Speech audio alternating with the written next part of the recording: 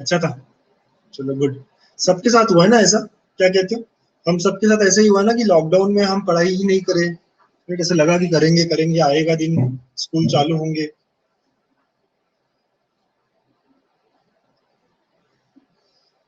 और पहुंच गए हम एग्जाम पर।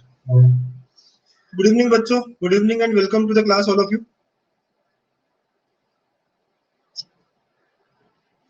तो बच्चा लोग, हम लोगों ने पार्ट 1 कंप्लीट कर लिया है। श्रिया वेरी वेल डन बेटा। फिर से श्रिया ने असाइनमेंट बहुत अच्छे से किया, इस बार भी रैंक 1 है उसका, बहुत बढ़िया। लास्ट टाइम भी था। गुड वर्क डन बेटा श्रिया। सब बच्चे असाइनमेंट करिएगा, है ना, जो असाइनमेंट देते हैं हम लोग आपको। ठीक है, तो लास्ट वीक का असाइनमेंट तो सबमिट कर दिया है, इस वीक का भी असाइनमेंट ऑलरेडी दिया हुआ है। ठीक है, तो यू कैन स्टार्ट सॉल्विंग, थोड़ा थोड़ा करके आप सॉल्व कर सकते हो।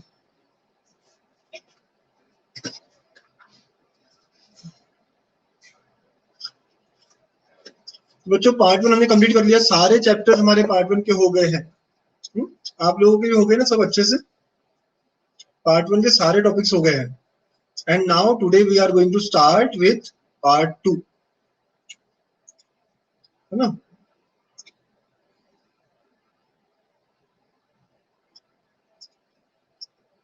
पार्ट 2 स्टार्ट होगा, और पार्ट 2 भी हम कौन से टॉपिक से स्टार्ट करें जो सबसे इजी लगते हैं हमें टॉपिक। ये सबसे इजी और सबसे स्कोरिंग टॉपिक है, which is probability distribution, chapter number 7। Yes, ठीक है। Hi, hello, hello everyone, welcome to the class बच्चा लोग।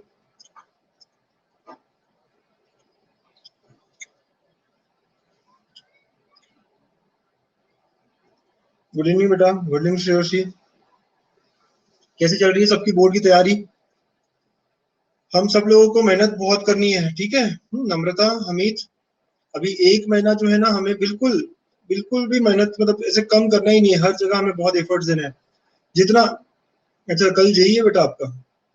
कोई नहीं, आराम से दे देना, हो जाएगा अच्छे से ना। अगर आप बोर्ड की तैयारी करते हो तो वैसे भी जेई आपका अच्छा हो जाता है। It will be better than the previous phase, ठीक है, आई एम वेरी श्योर। तो जितने लोग जेई दे रहे हैं, बहुत अच्छी बात है ना, अपना अपना जेई का एग्जाम अच्छा जाएगा आपका। All the best to all.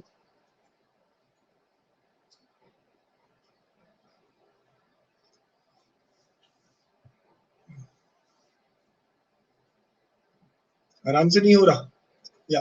एक बार बोर्ड हो जाए फिर उसके बाद हम सीईटी की भी बातें करेंगे ना, सीईटी के बाद में बारे में भी करेंगे। लेकिन मैथ्स के बारे में बच्चा लोग क्या है ना, कि अगर आप बोर्ड अच्छा करते हो तो आपका सीईटी का प्रिपरेशन भी होना स्टार्ट हो जाता है। ठीक, तो जितने लोगों ने जेई दिया, आई एम वेरी श्योर कि फेज 1 से अच्छा गया होगा आपका फेज 2 का जेई का paper. And it is because कि आप लोग बोर्ड्स की तैयारी ना, बोर्ड की तैयारी अच्छे से करने लगे। हाँ बेटा, क्लास लेंगे ना हम सीईटी का भी, ठीक है। Once we are done with board, CET के बारे में भी बात करेंगे, ठीक है। अच्छा, आदिल फेब में नहीं दिया था, ठीक है बेटा,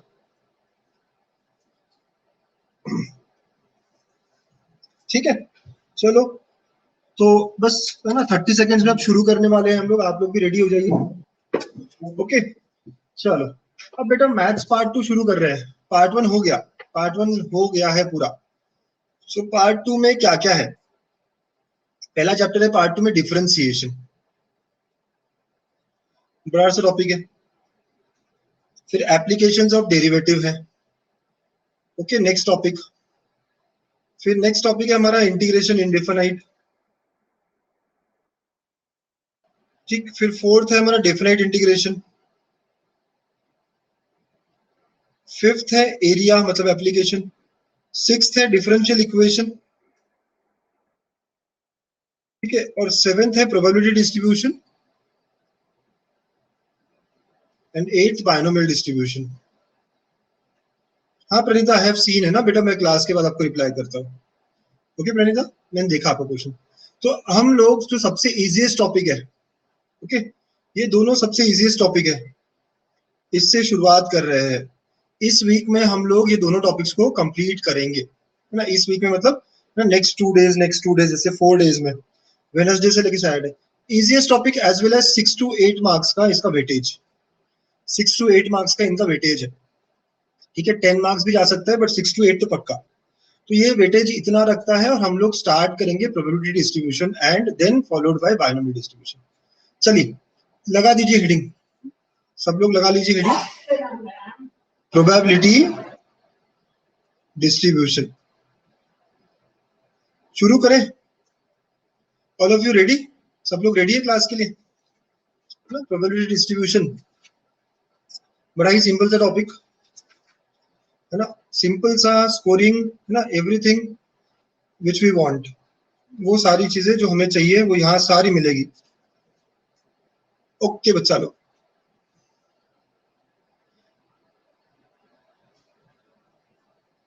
ठीक है प्रणीता हो जाओ रेडी फटाफट।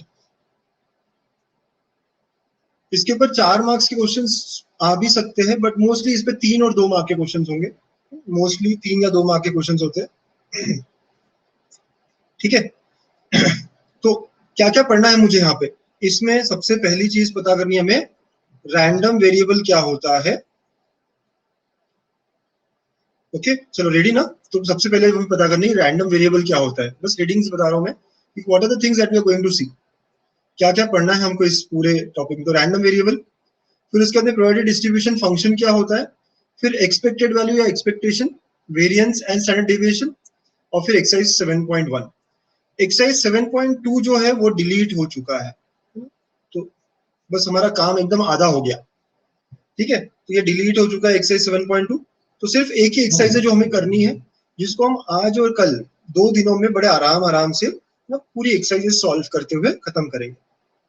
ओके बच्चों, सो चालू करते हैं। पहली बात वो है रैंडम वेरिएबल, ठीक। So let's begin with what is random variable. जो कहानी ऐसी है कि लेट्स से आपके पास एक कॉइन है ना, एक कॉइन है। जब भी आप एक कॉइन टॉस करते हो तो क्या क्या आ सकता है? और जब भी आपने लेट से विराट कोहली और इयान मॉर्गन, राइट, जो इंग्लैंड और इंडिया का क्रिकेट चल रहा है, कॉइन टॉस करता है कैप्टन, तो जब भी कॉइन टॉस करता है तो क्या क्या आ सकता है बेटा? यस, हेड आ सकता है या टेल आ सकता है। वेरी नाइस, है ना। तो हेड या टेल आ सकता है, तो ये क्या हुआ, उसका सैंपल स्पेस हो गया। इसे हम कहते हैं सैंपल स्पेस, कि क्या क्या आ सकता है, तो इसे कहते हैं सैंपल स्पेस। हेड आ सकता है या टेल आ सकता है, एग्जैक्टली, है ना बच्चों, बढ़िया। तो इसे हम सैंपल स्पेस कहते हैं। अच्छा, जब भी मैं कॉइन टॉस करूंगा, हेड आएगा या टेल आएगा, क्या हम बता सकते हैं? क्या हम प्रिडिक्ट कर सकते हैं पहले से कि यार अब तो हेड ही आने वाला है या अब तो टेल ही आने वाला है? हाँ, नहीं बता सकते ना बेटा, ऐसा बिल्कुल नहीं बता सकते हम। तो आउटकम कैसा है इसका? रैंडम है, जो भी आएगा outcome is random. Outcome random है, इसीलिए इट इज कॉल्ड एज, इसको कहते हैं रैंडम एक्सपेरिमेंट।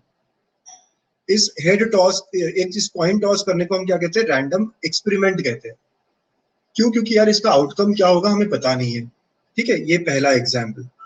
लेट से बच्चों समझ में आ रहा है ना रैंडम एक्सपेरिमेंट क्या हो रहा है, कि भाई जिसके आउटकम्स कुछ भी आ सकते हैं। जैसे कि एक और एग्जाम्पल ले, मैंने बेटा डायस को रोल किया, डायस रोल किया।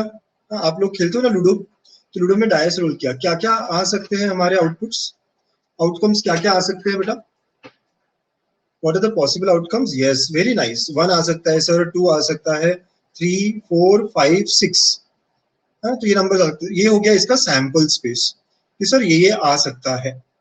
तो बेटा लेकिन क्या आएगा हम बता नहीं सकते ना। हम जब भी खेलते हैं तो यार कुछ भी हो सकता है अगले बार 4 आएगा, मैं चाहता हूँ कि 6 आए, बट आ सकता है 5, आ सकता है 3। तो अगेन आउटकम कैसा है? रैंडम है, outcome is random. So therefore it is called as random experiment. Outcome random है, आउटकम के बारे में पता नहीं है, इसलिए इनको क्या कहा जाता है? रैंडम एक्सपेरिमेंट कहा जाता है, ठीक है। तो कहानी की शुरुआत यहाँ से हो रही है कि रैंडम एक्सपेरिमेंट, जो भी हम एक्सपेरिमेंट्स परफॉर्म करते हैं और क्या होगा हमें पता नहीं है ना, कुछ भी हो सकता है। अब कुछ भी हो सकता है, हमें पता नहीं कि हेड आएगा या टेल आएगा, 1 आएगा, 2 आएगा या 3 आएगा या 4 आएगा या 5 या 6। तो ऐसे एक्सपेरिमेंट्स को हम कहते हैं रैंडम एक्सपेरिमेंट, ठीक है। ओके चलो, तो थोड़ा सा बढ़ाए आगे चीजों को। अब लेट से बच्चों लोग 2 कॉइन्स टॉस किए। हाय देवेश, 2 कॉइन्स टॉस किए बेटा, तो अब क्या क्या सैंपल स्पेस में आ सकता है बच्चों? अगर आपने 2 कॉइन्स टॉस किए तो क्या हो सकता है? वेरी नाइस, दोनों एच हो सकते हैं, दोनों टी हो सकते हैं, एक एच एक टी, ये सैंपल स्पेस है। करेक्ट, ये क्या है? सैंपल स्पेस है। Very nice, good all of you, this is sample space. अब हम क्या करेंगे ना, ये जो एक्सपेरिमेंट है, रैंडम एक्सपेरिमेंट है, ये बात तो मानते हो आप? तो अब हम क्या करेंगे, अब हमें पता करना है कि हेड आने की प्रोबेबिलिटी कितनी है, या हमें पता करना है कि कितने हेड्स आ सकते हैं। ठीक है, तो अब मैं एक वेरिएबल डिफाइन करूंगा x, which is nothing but which represents number of heads when two coins are tossed, when two coins are tossed। समझ रहे हो बच्चों? एक नया वेरिएबल हम डिफाइन कर रहे हैं। हाँ देवेश, नया चैप्टर है आज। ओके, तो एक नया वेरिएबल डिफाइन कर रहे हैं हम x। वो x क्या बता रहा है बच्चा लोग? कि कितने हेड्स आ सकते हैं जब 2 कॉइन टॉस किए गए हो, है ना? 2 कॉइन्स जब टॉस करते हैं हम लोग, तो कितने कितने नंबर ऑफ हेड्स आ सकते हैं। ठीक है, यस, नंबर ऑफ हेड्स की बारे में बात हो रही है। आप लोग बताओ, मैंने 2 कॉइन्स टॉस किए, आपने सैंपल स्पेस ऊपर लिखा हुआ है, कितने हेड्स आ सकते हैं बच्चों? है ना, कितने हेड्स आ सकते हैं? अगर, वेरी नाइस, राइट, अगर ये आ गया, ये आ गया, तो क्या होंगे? दोनों के दोनों हेड आ गए। दोनों के दोनों क्या हो गए? हेड आ गए। तो पॉसिबल है कि नंबर ऑफ हेड्स कितने आएंगे? 2। अगर दोनों टी गिर गए, दोनों टी गिर गए, तो फिर हो सकता है कि एक भी हेड ना आया हो। राइट, एक हेड आने की ये दोनों पॉसिबिलिटीज है। राइट, तो therefore number of heads can be, number of heads can be equal to, हो सकता है दोनों ही टेल आ गए, दोनों ही टेल आ गए तो वो क्या हो जाएगा? 0। ओके, एक हेड एक टेल आया तो वो क्या हो गया? 1, और दोनों हेड आ गए तो वो हो गया 2। ठीक है बच्चों, एक बार मेरी बात सुनो, है ना, सिर्फ टाइप करने में आपका ध्यान ना रहे, जो मैं पढ़ा रहा हूँ ना बच्चों, उस पर ध्यान दीजिए प्लीज, है ना। मैं क्या कह रहा हूँ आप सुनोगे। हमारा एक्सपेरिमेंट है कि हम 2 बार कॉइन टॉस कर रहे हैं, 2 बार कॉइन टॉस किया, हो सकता है दोनों के दोनों में हेड आ गया, दोनों के दोनों में हेड आ गया, मतलब क्या? ये है वो कंडीशन। तो नंबर ऑफ हेड्स हम काउंट करें कि 2 कॉइन टॉस किया मैंने, दोनों पे हेड आ गया, तो नंबर ऑफ हेड्स इज 2। अगर दोनों के दोनों टेल आ गए बेटा, मतलब नंबर ऑफ हेड्स कितना है? 0, कि हेड आया ही नहीं सर, दोनों टेल आए हैं। राइट, अगर ये केस आया कि एच टी गिरा या टी एच गिरा, तो इसका मतलब कितने हेड्स आए? एक ही हेड आया। अंडरस्टूड? अब समझ में आ रहा है नंबर ऑफ हेड्स के बारे में बात? बच्चा लोग ग्रीन और देखिए, है ना, और देखते हैं हम, तो इसे कहते हैं हम रैंडम वेरिएबल, इसे कहते हैं। So this x is called as random variable here. Devesh समझ में आया बेटा? मैंने रिपीट भी किया अभी। चलो एक और देखते हैं ना, कोई दिक्कत नहीं, अरे बहुत एग्जांपल लेंगे हम लोग देखते हैं बच्चों, इस बार 3 कॉइन्स टॉस कराते हैं। अच्छा, जब मैं 3 कॉइन टॉस कराऊंगा तो क्या मैं 4 नंबर ऑफ हेड्स ला सकता हूँ? क्या 4 नंबर ऑफ हेड्स आ सकते हैं? नहीं आ सकते। मैक्सिमम कितने आ सकते हैं? 3 ही आ सकते हैं ना, कि तीनों के तीनों कॉइन्स क्या होंगे? तीनों के तीनों कॉइन्स क्या होंगे? हेड होंगे सर। मैक्सिमम कितना हो सकता है? 3 हो सकता है। राइट, समझ आ रही है सबको बात? ओके, जब मैं 3 कॉइन टॉस करूँ बच्चों, तो हमारा सैंपल स्पेस क्या होगा? सैंपल स्पेस होगा सर तीनों एच, है ना, ये एक हो गया। करेक्ट बच्चा, सैंपल स्पेस क्या होगा? तीनों एच, या फिर 2 एच और एक टी। 2 हेड है और एक टेल है, तो वो एक टेल भी कहाँ है? तो आखिरी में है, बीच में है, या पहले है। ठीक है, फिर एक एच और 2 टी, तो वो एक एच कहाँ पे है? पहले, बीच में, या आखिरी में, या सारा टेल? इतने नंबर ऑफ एलिमेंट्स, मतलब इतना पॉसिबिलिटीज है। सब लोगों को समझ में आ रहा है? इतना पॉसिबिलिटीज है। ओके बच्चा लोग, अब यहाँ पे भी हम वही बात कर रहे हैं। वेरी नाइस बेटा, x is nothing but number of heads when 3 coins are tossed, number of heads. तो रेंज ऑफ x, मतलब x की वैल्यू क्या क्या हो सकती है? तो बेटा हो सकता है ना कि 3 कॉइन टॉस किए हमने, एक भी हेड ना आए तो 0 हेड। हो सकता है कि एक ही हेड आए, या हो सकता है 2 हेड आए, और हो सकता है 3 हेड आए, पर 3 से ज्यादा नहीं हो सकते। तो this x is called as random variable. बच्चा लोग बात समझिए, आप सबको मेरी कहानी समझ में आई? ओके पक्का ना? क्या होता है रैंडम वेरिएबल, समझ में आया आपको? Okay, so random variable is nothing but, random experiment से एसोसिएटेड एक वेरिएबल है। ठीक, वेरी नाइस बच्चा लोग, बहुत अच्छे यार, अब बहुत बढ़िया, बहुत अच्छा कर रहे हैं सब लोग, सबको समझ भी आ रही है कहानियां। ओके, तो रैंडम वेरिएबल क्या होता है वो देख रहे थे हम। सबसे पहले हमने देखा कि रैंडम एक्सपेरिमेंट क्या होता है, और फिर हमने देखा कि रैंडम वेरिएबल क्या है। तो random variable is nothing but, अगर हम डेफिनेशन की तरफ जाए तो a real valued function.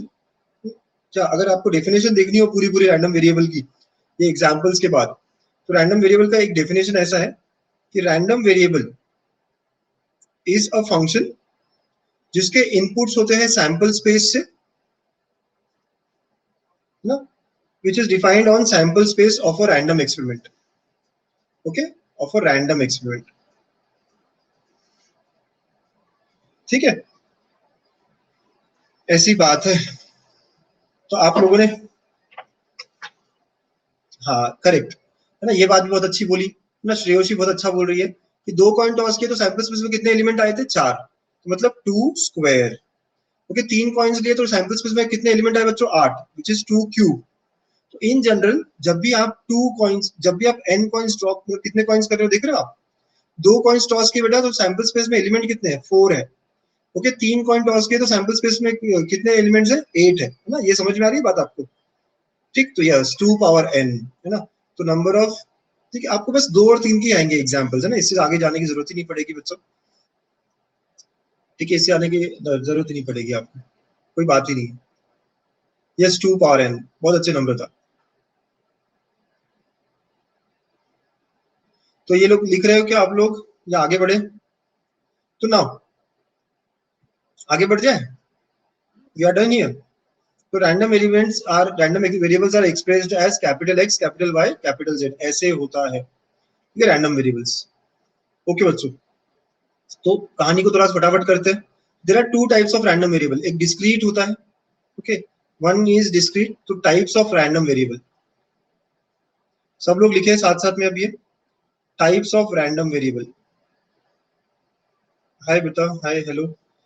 There are two types of random variable, एक होता है डिस्क्रीट रैंडम वेरिएबल बच्चा लोग, और एक होता है कंटिन्यूअस रैंडम वेरिएबल। एक होता है डिस्क्रीट रैंडम वेरिएबल और एक होता है continuous random variable. There are two types of random variable, discrete and continuous. तो यहाँ पे जो है, फॉर एग्जाम्पल यहाँ पे अलग अलग, मतलब number of students in a class, number of students in a class जो भी होगा वो कैसा होगा, या तो 10 लोग है या 20 लोग है या 30 लोग है या 35 लोग है। तो ये जो भी नंबर्स है कैसे होंगे, डिस्क्रीट होंगे।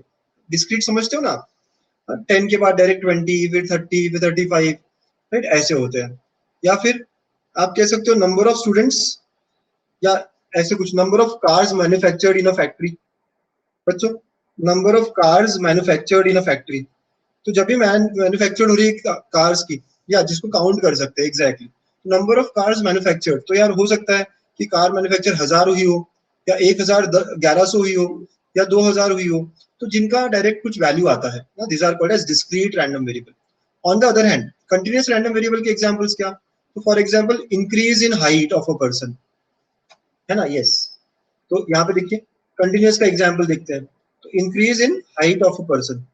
बेटा हाइट ऑफ अ पर्सन जब इंक्रीज होती है तो क्या अचानक 5 फीट से 6 फीट बन जाता है क्या इंसान, नहीं, बीच की सारी वैल्यूज होती है ना, तो जो बीच की सारी वैल्यूज लेता है उसे कहते हैं continuous random variable.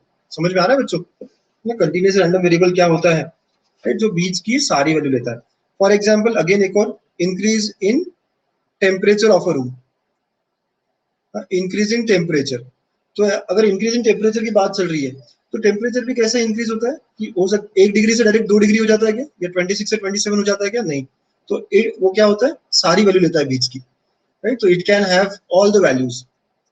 x can be between 26 to 27, इसका मतलब है it takes all values between 26 to 27, whereas यहाँ पे जो है x क्या लेगा 25, उसके बाद में 26 डायरेक्टली, बीच की वैल्यूज नहीं लेगा।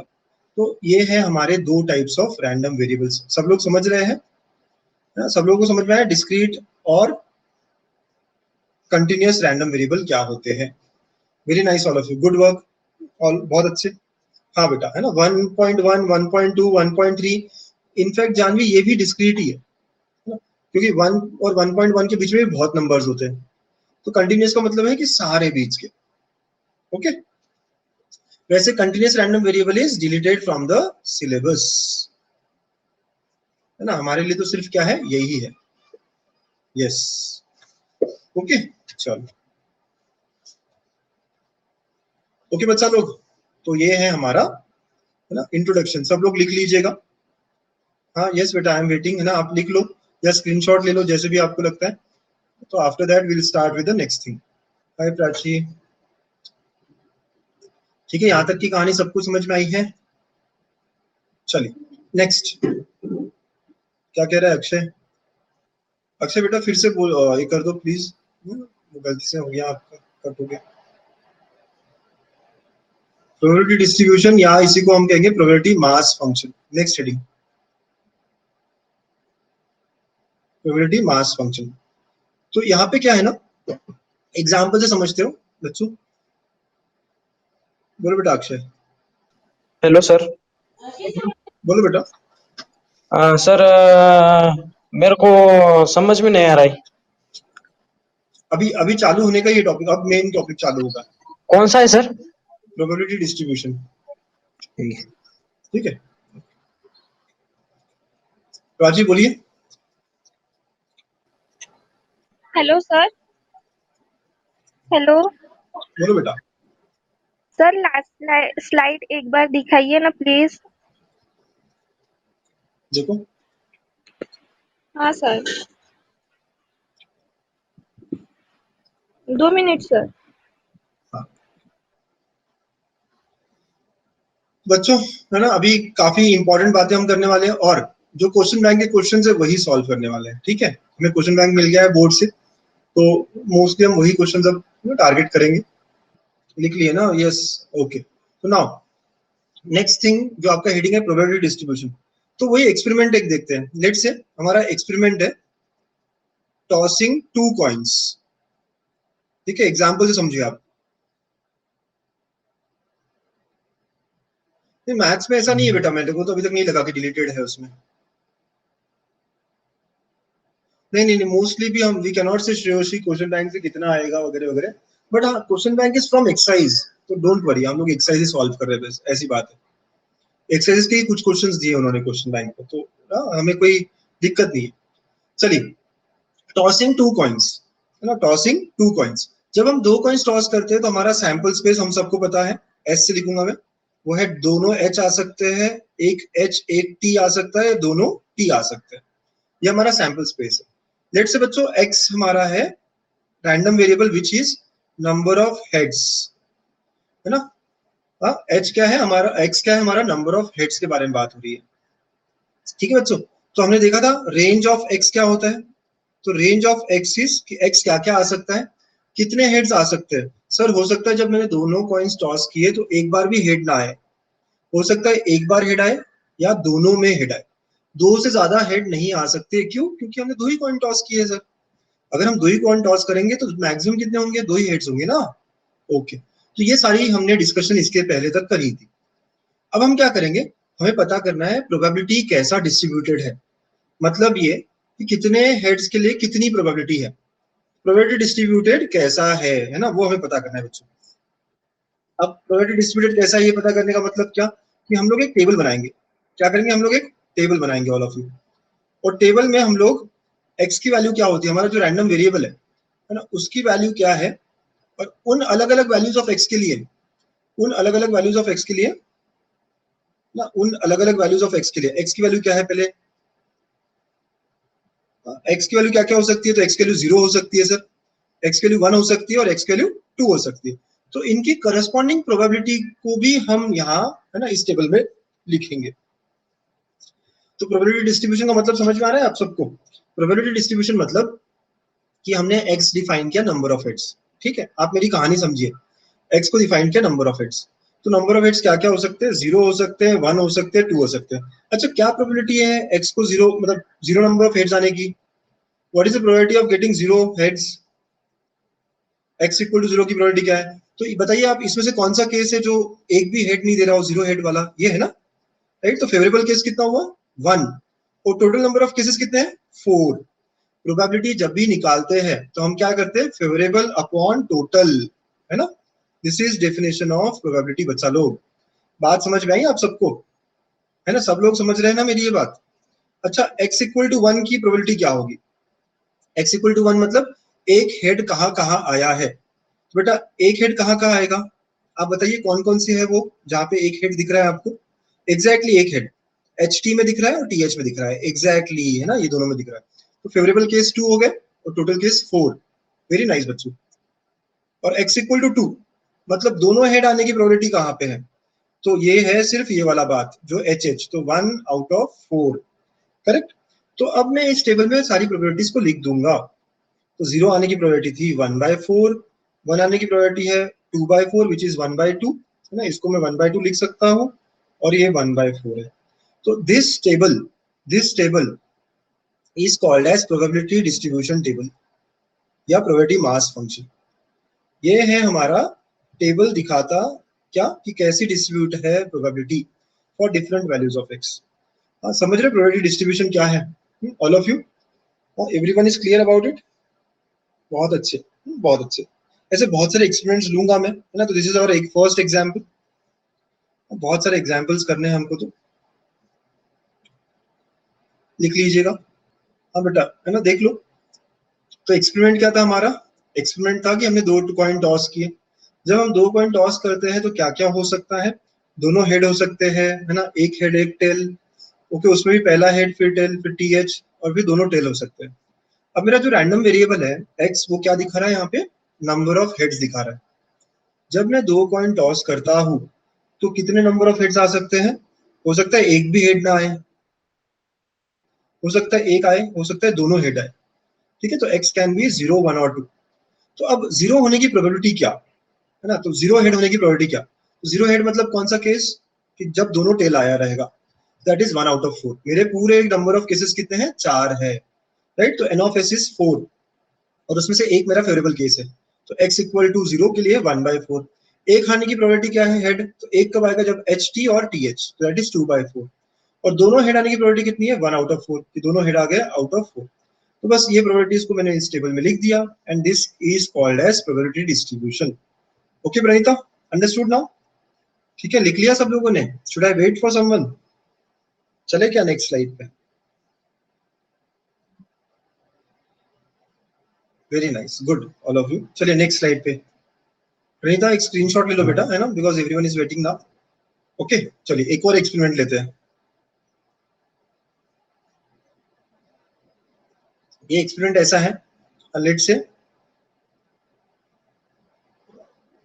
Rolling 2 diocese. बच्चों जब हम 2 डायस रोल करेंगे तो हमारा सैंपल स्पेस क्या होगा? बताइएगा, सैंपल स्पेस क्या होगा? दोनों पे 1 1 आ सकते हैं, राइट। पहले पे 1, फिर दूसरे पे 2, 1 2, फिर 1 3, 1 4, 1 5, 1 6। फिर सर 2 1 भी हो सकता है, करेक्ट। पहले पे 2 है, फिर दूसरे पे ना 2 3 4 5 और 6। फिर राइट उसके बाद में क्या 3 1 रहेगा नेक्स्ट। समझ आ रहा है सबको? हाँ राइट, 3 3 3 4 3 5 3 6। यस बच्चों।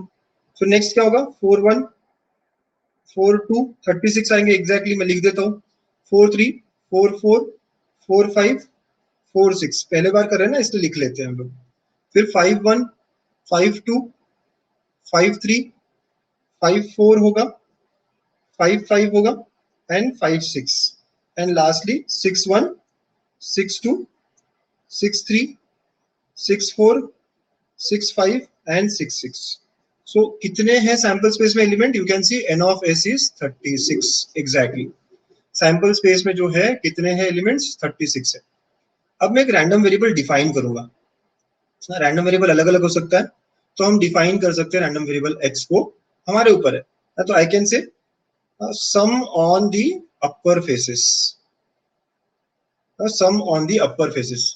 अब आप बताइए कि क्या क्या सम हो सकती है बच्चों? क्या क्या सम हो सकती है बताइए? अपर फेसेस का सम क्या हो सकता है? मिनिमम क्या हो सकता है? मतलब जो ऊपर की फेसेस, मिनिमम 1 कैसे होगा बेटा? सम की बात चल रही है ना, दोनों डायस के सम। तो 1 नहीं होगा ना बेटा, मिनिमम क्या होगा? 2 होगा, कि 1 और 1 आया, राइट। तो मिनिमम इज 2 एग्जैक्टली। तो सम 2 हो सकता है, 3 हो सकता है, 4 हो सकता है, करेक्ट। 5 जो ऊपर में आए हैं नंबर्स उनका सम, और मैक्सिमम क्या, जब दोनों 6 हो जाएंगे तो मैक्सिमम इज 12। यस बच्चों, मैक्सिमम कितना होगा, 12। तो ये हमारे x के अलग अलग वैल्यूज होंगे। Do you all agree? ये हमारे x के अलग अलग वैल्यूज होंगे। किसी को दिक्कत यहाँ तक? सब लोग एक स्माइल कर दो अगर यहाँ तक सारी बात समझ में आ रही है कि हमने 2 डायस रोल किए हैं, और 2 डायस जब हम रोल कर रहे हैं, है ना, 2 डायस जब हम रोल कर रहे हैं तो 36 पॉसिबिलिटीज है। ओके, और अभी हमें क्या चाहिए, हमने रैंडम वेरिएबल डिफाइन किया क्वेश्चन में कि I want a probability distribution of sum on upper faces. तो सम ऑन अपर फेसेस क्या क्या हो सकते हैं, हमने रेंज निकाला उसका। हमेशा आपको ये लिखना है, क्या है, जब भी कुछ दिया होगा सैंपल स्पेस लिखना है और ये रेंज भी लिखना नहीं भूलना है। 3 मार्क का ये क्वेश्चन है, राइट, ये सारी चीजें आपको लिखनी होती है। तो अब हम टेबल बनाएंगे बेटा, probability distribution is, so there probability distribution is, probability distribution बनाना है ना आपको। तो अभी सम कितना होगा, 2 3 4 5 ये सब होगा। तो एक टेबल बनाएंगे बच्चों, ना क्या करते हैं हम, एक टेबल बनाते हैं, बहुत बड़ा सा टेबल।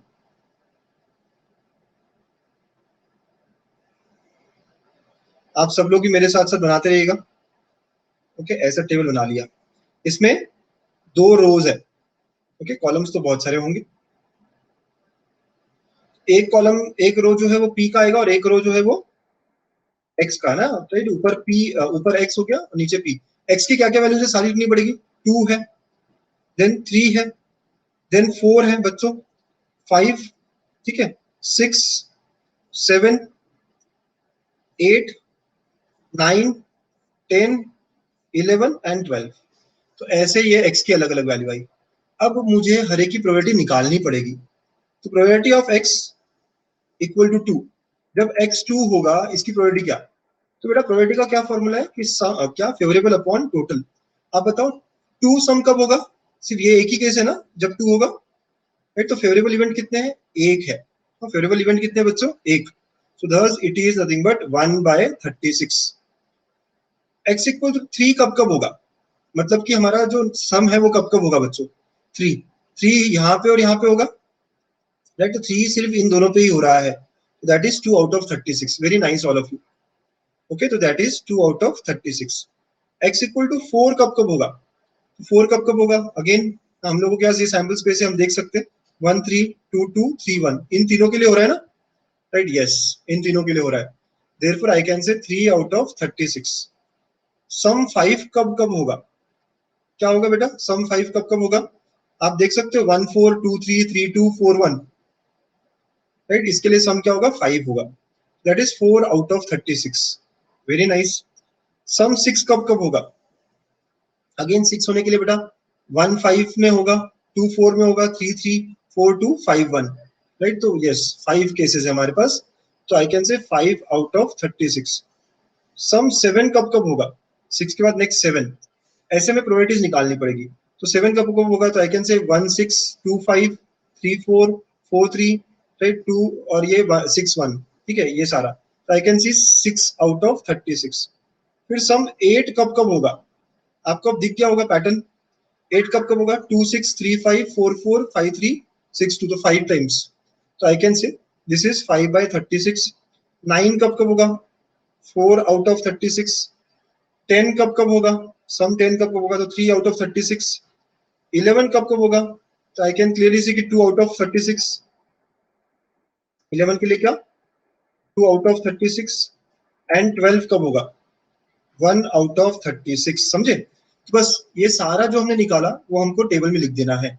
दिस इज 1/36, 2/36, 3/36, 4/36, 5/36, 6/36, ना अगेन 5/36, 4/36, 3/36, 2/36 एंड 1/36।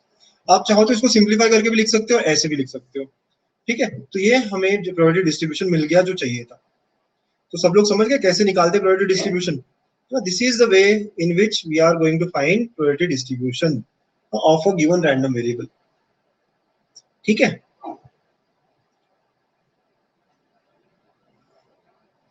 तो 3 स्टेप्स होगी। स्टेप 1 सैंपल स्पेस, ठीक है। Step 2 range of random variable, and step 3 distribution table.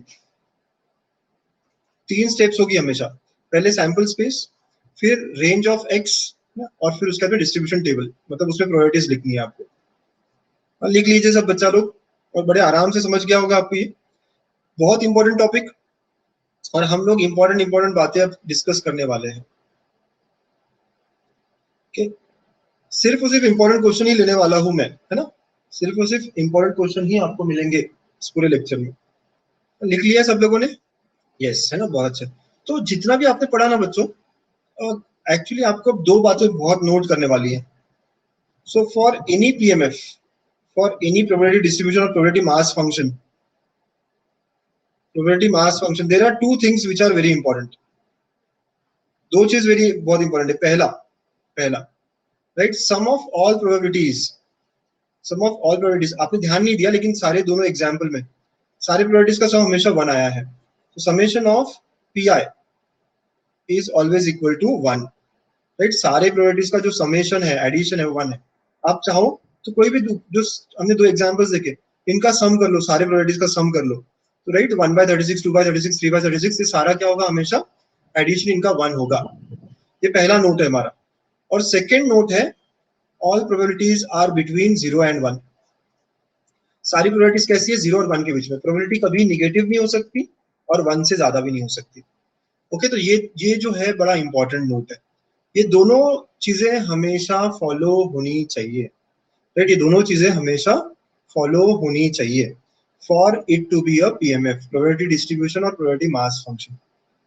ठीक है बच्चों, प्रोबेबिलिटी का प्रणीता यहाँ पे है ना, सारे प्रोबेबिलिटीज का सम, मतलब देखिए, अगर मैं कहूँ, है ना, अमित आई क्या है देख लो।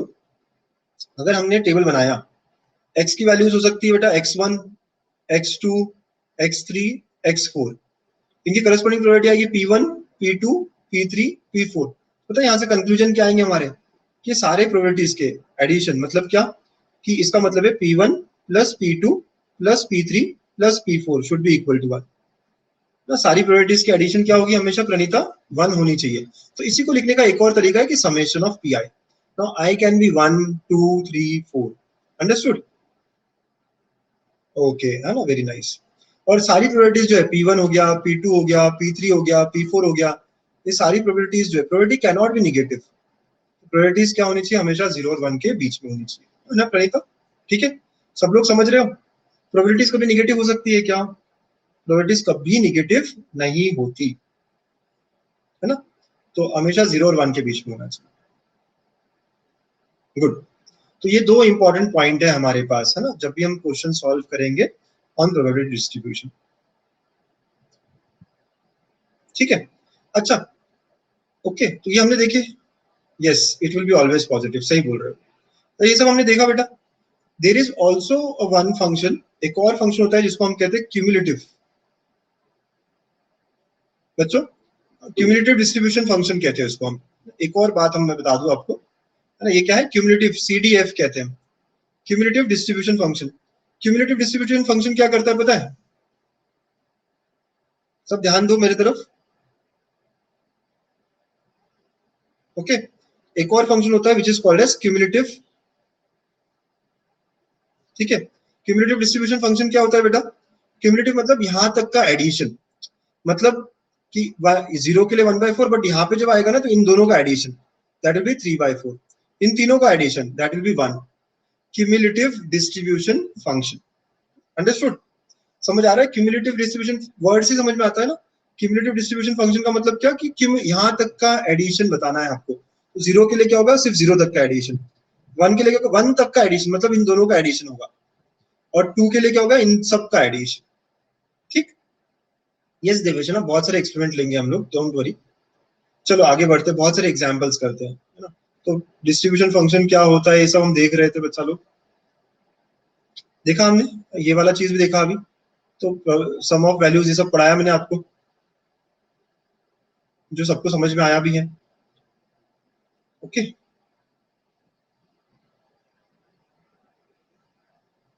क्यूमुलेटिव डिस्ट्रीब्यूशन फंक्शन, इसके बारे में बात करें तो हम CDF के बारे में।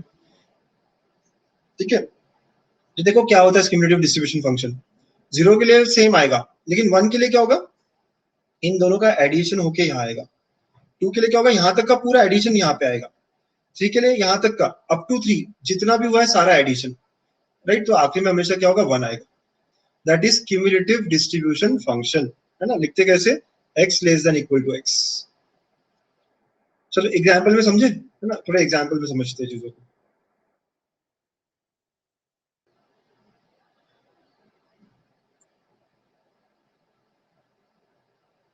ठीक है बच्चों, चलिए एक्सरसाइज 7.1 कुछ एग्जाम्पल्स हम करके देखें।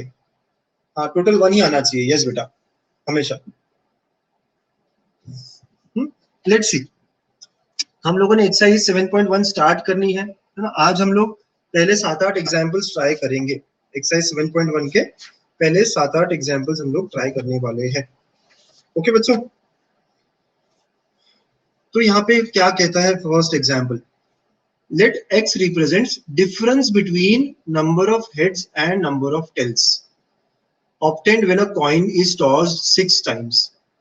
ठीक है, कॉइन कितने बार टॉस किया है, कॉइन इज टॉस्ड 6 टाइम्स।